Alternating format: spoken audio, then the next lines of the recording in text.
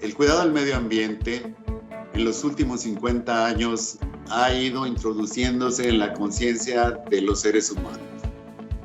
Y bueno, a lo largo del tiempo se han ido haciendo organizaciones sociales que finalmente impactan a las instituciones en favor de lo que hoy en día conocemos como el desarrollo sustentable. En este programa precisamente hablaremos de los movimientos sociales ambientales. Soy Sergio Fernández Delgadillo, bienvenidos a Mundo Sustentable.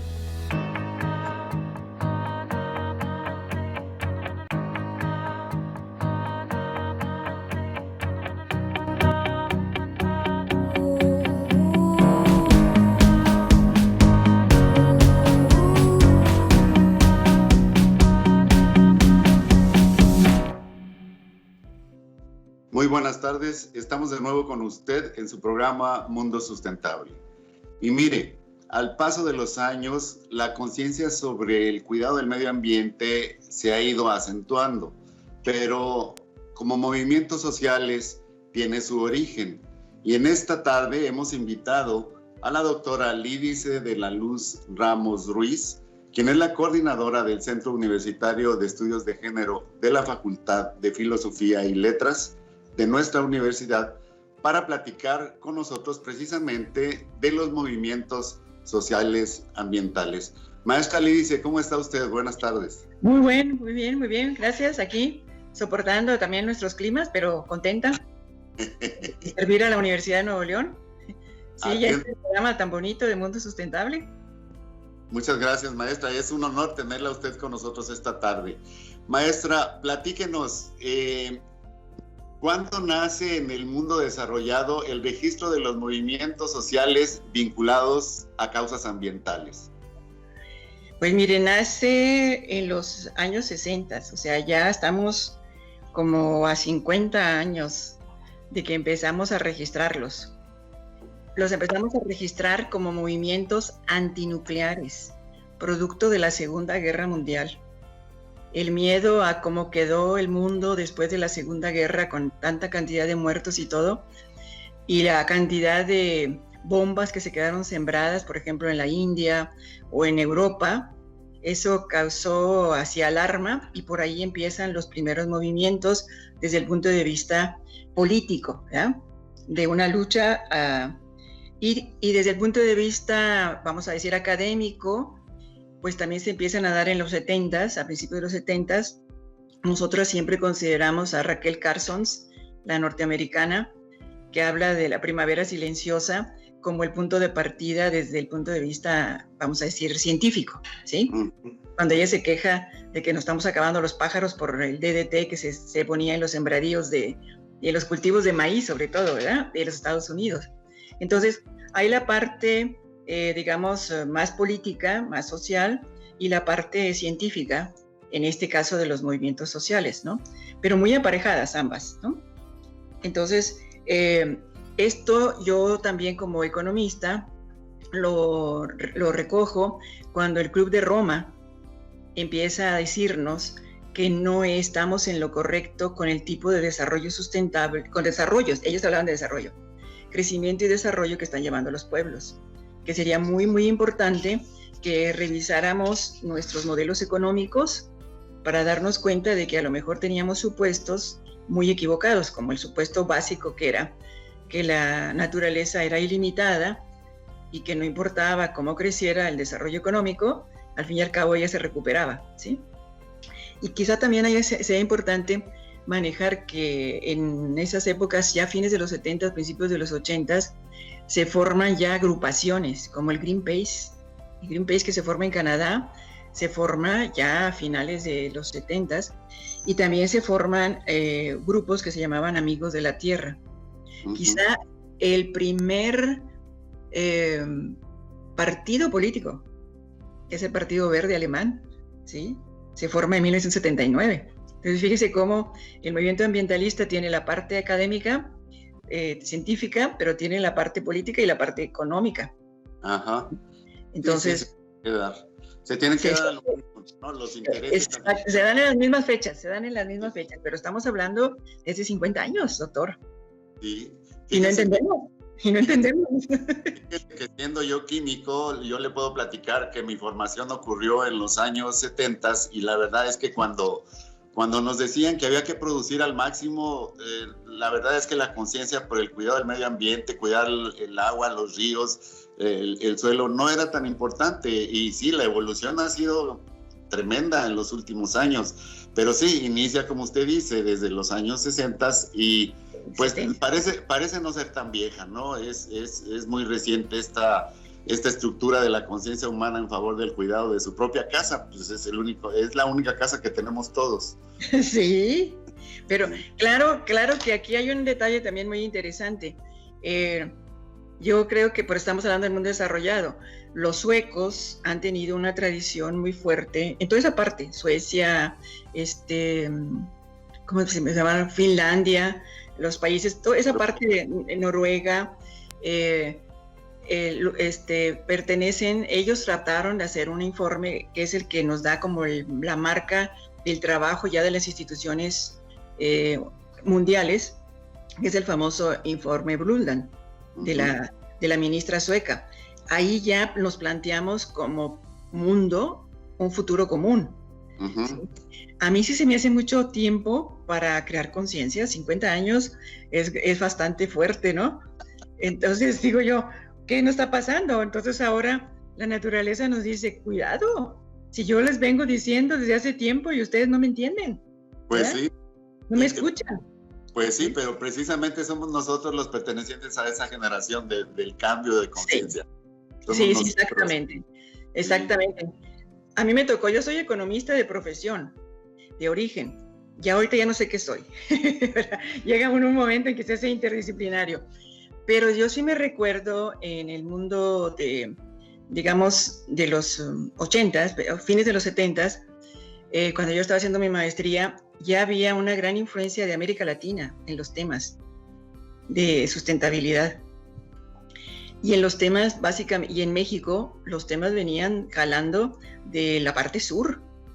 Sí, había gran cantidad, por ejemplo, yo ahora admiro a Oaxaca, porque Oaxaca también a finales de los 70s ya nos planteaba que había que tener otra forma de economía. Y empezábamos a hablar de las economías comunitarias, pero tampoco las entendíamos muy bien, ¿no? Entonces, pues ahí estaba dominando todavía un modelo económico muy fuerte. Quizá después del informe Brundtland de fines de los 80s, ya Naciones Unidas toma cartas en el asunto, ¿sí?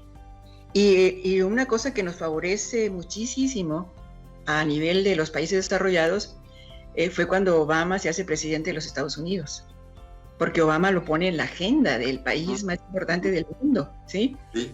Entonces, como Naciones Unidas lo está poniendo como recomendaciones, pero Obama lo toma como principio de su lucha política en Estados Unidos, y óigame, nosotros nos sentimos ahí como respaldados, porque, y coincide con México, doctor, Yo lo que sí me gustaría mucho en esta historia que estamos haciendo es que los movimientos sociales que están presionando a los gobiernos, en el caso mexicano ha respondido muy rápido. El caso mexicano tenía una confusión, digamos, el gobierno federal, pero en 1972 hay una Secretaría del Medio Ambiente, ligada con el problema de pesca y con el problema de un montón de cosas. Estaba muy mezclado, ¿no? Pero ya ahí hay un intento también del gobierno mexicano a responderle a organizaciones de la sociedad civil. Sí. ¿No? Maestra, a finales de esa década es cuando se empieza a estructurar la ley de protección ambiental, ¿no? Así es. Hablamos de esto en el siguiente segmento, ¿le parece? Con todo gusto. Estamos platicando con la doctora Lídice de la Luz Ramos Ruiz de Movimientos Sociales Ambientales. No se vaya, en un momento regresamos.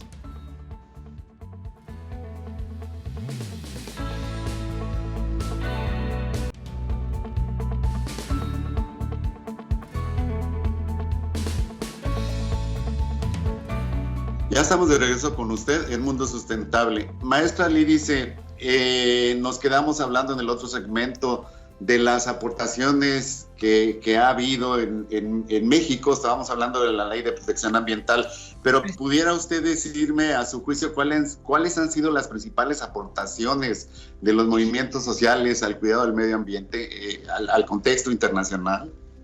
Pues mire, la verdad de las cosas hay que entender que entonces un movimiento social es una organización política, ¿sí? Una organización política que muchas de las veces no está de acuerdo con las formas de los gobiernos. Entonces yo considero que la agenda temática es la primera gran aportación, ¿sí? Quizá apareció por el agua primero o apareció por los alimentos como las dos medidas más importantes. Sin embargo, hay como una idea también de colaboración que a mí me parece muy importante. Creo que es uno de los movimientos sociales que obliga a la colaboración de las partes institucionales, de la parte académica y de la parte de los movimientos sociales como movimientos políticos. Entonces, por ejemplo, yo tengo un listado, yo digo, a ver, generación y distribución de la energía. Eso fue una de las variables más importantes, ¿no? ¿Cómo se distribuye? Bueno, yo estoy pensando como movimientos sociales todas las demandas que hubo en los centros urbanos por la energía eléctrica. Claro. Y por meter el agua y el drenaje. Uh-huh. ¿Sí? Así fueron los movimientos en Monterrey en los años 70. Los movimientos urbanos en Monterrey fueron por tierra, agua y electricidad, ¿sí? Sí. Y hasta en otro segundo momento, digamos ya en los 90, empieza uno a ver la contaminación de los ríos. A mí me sorprende esto porque una ocasión, una de mis amores principales cuando estuve en la ciudad de París, fue conocer que el agua es un bien común, y un bien común controlado desde el municipio, ¿sí? Entonces todas las fuentes tienen aguas limpias, se puede tomar agua de las fuentes, se pueden tener los bebederos a nivel de los jardines. Entonces decía yo, esto en Monterrey, una ciudad seca que necesitamos tanta agua, ¿por qué no lo podemos implementar como una medida positiva de la agenda del movimiento social, en este caso, bueno, francés, ¿no? Entonces, otra cosa que a mí también me parece que es un tema que el movimiento ha manejado mucho es la conservación de los alimentos. O sea, ahí entran ustedes los químicos y entran todo. ¿Cómo tener los laboratorios y los biólogos? Laboratorios de cultivos para que los alimentos tengan mejor calidad, estén mejor, preparados y que la gente consuma bienes más frescos y con mejores formas de organización. Otra cosa que me parece importantísima es, bueno, las famosas ideas nosotros el reciclaje, el reutilizar, ¿no? No hemos caído mucho en la idea de cómo conservar. Yo veo en Monterrey, desde aquí estoy colocada desde lo local y digo, aquí estamos a veces preocupados por recoger la basura, por reorganizarla, ¿sí? Por tener campañas. Sin embargo, la gente que está en el medio científico pues nos está dando como diciéndome, bueno, eso sí es interesante, pero ahora ¿cómo se usa? Yo tuve la oportunidad de conocer cómo se transforma ahí en Cinepro de la sustancia. Maravilloso, es una cosa que dice uno, así se debería estar reciclando el 90% de los desperdicios de este centro urbano que es la zona metropolitana de Monterrey. Y quizá desde la economía, doctor, los últimos premios Nobel se han presentado mucho por la idea de la pobreza, por la idea de la combinación alimentaria, ¿sí? Y por la idea de cómo mejorar, pues desde el punto de vista de las ciencias, esto que estamos diciendo, energía, alimentos, agua, ¿sí? Y construir bienes comunes. Yo veo, los europeos protegen mucho los bienes comunes, los parques son bienes comunes, el agua es bien común. Entonces, esa es una insistencia de los movimientos sociales hacia autoridades gubernamentales. Que realmente, maestra, esto hoy en día se plasma, por un lado, como parte de los derechos humanos, Muchas de las cosas que usted nos acaba de decir están enlistados entre los derechos humanos, el derecho a una vida sana, a vivir en un ambiente limpio, a disponer de condiciones de educación, disponer de energía, la energía asequible para todos, etcétera, etcétera. Pero luego también, por otro lado, y esto yo creo que también se enlaza ahí con la parte económica, se acuña el término de desarrollo sustentable o sostenible. Así es. ¿Cómo siente usted que se vieron identificados todos estos movimientos ambientalistas que estaban separados a veces unos de otros cuando empieza a aparecer este concepto unificador del desarrollo sustentable o sostenible? Es una herramienta teórica muy importante, porque claro, yo la veo desde los movimientos sociales, se ve una diferencia, porque por ejemplo nosotros decimos, tenemos sostenible entendido como el cuidado de cómo trabajamos hoy para el futuro, pero lo sustentable, los movimientos sociales lo entienden como una forma de vida, ¿sí? La sustentabilidad como una forma de vida y lo sostenible nosotros lo manejamos más en la economía, como diciendo, no comprometamos a las generaciones futuras en un desarrollo que hoy les estamos perjudicando, ¿verdad? Entonces ahí sí hay como confusión de términos, ¿verdad? Sí. O a muchas, nosotros adoptamos sostenible, y yo dije, pues si adoptamos sostenible, a partir de aquellas conferencias que hubo en Brasil sobre la tierra, decía, espérate, si lo sostenible es nada más referido a la parte de cómo procedemos en términos tecnológicos y económicos. Y lo que se necesita es realmente sustentabilidad, o sea, que entre la conciencia ética, política, cultural en las poblaciones para que entonces se asuma como una forma de vida.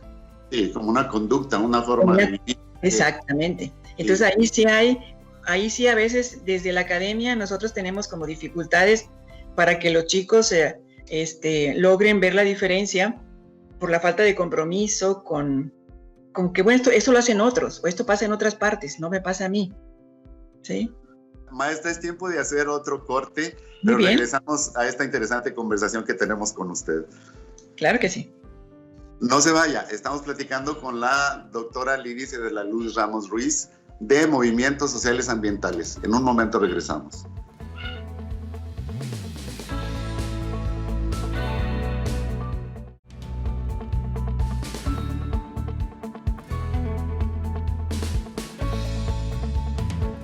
Ya estamos de regreso con usted y seguimos platicando con la doctora Lídice de la Luz Ramos. Doctora, todo este movimiento, ¿cómo ha sido tomado a nivel institucional? O sea, las organizaciones, llamémosle empresariales, las instituciones educativas, las organizaciones sociales, ¿qué impacto ha tenido estos movimientos sobre este tipo de instituciones u organizaciones? Mire, las lógicas son muy diferentes, ¿eh? Yo pienso que en las primeras etapas, así digamos 70s, 80s, hubo mucho enfrentamiento y falta de comunicación. Cuando aparece ya el informe Brundtland, yo pienso que empezamos a darnos cuenta del compromiso de nuestro futuro común, no importaba que fueran instituciones o no, ¿sí? Lo que sí, llegamos un poco tarde en los procesos educativos. No todas las universidades llegamos a tiempo. Estamos llegando en el nuevo siglo, en el nuevo milenio, ¿sí? Entonces, en el nuevo milenio, nosotras como instituciones, digamos, educativas, sí vamos un poco a la deriva, porque, por ejemplo, las instituciones, los empresarios empezaron a hablar de responsabilidad social muy pronto para tratar de conseguir tecnologías y formas de conservación del medio ambiente en una manera más rápida, pero porque las poblaciones se ponían enfrente, ¿no? ¿Sí?